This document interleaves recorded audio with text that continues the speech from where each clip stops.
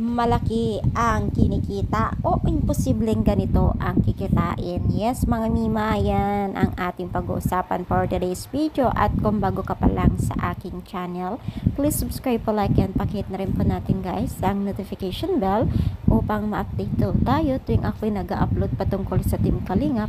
And please support po natin ang buong Team Kalingap, lalong lalo na po kila Kalingap Rab at Kuya Bal.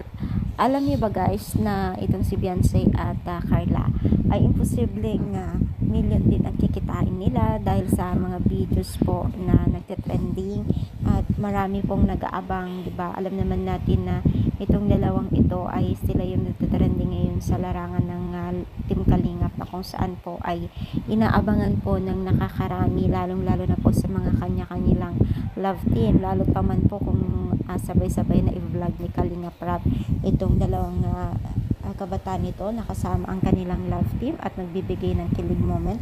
Naku mga mima, naku, posibleng million din po ang views po nito, no? Alam naman natin na ang million views po dito ay medyo mataas na rin po ang pasahuran ngayon, no? Dahil ang dollar ngayon ay nasa 58 something na po ang palitan ngayon, no?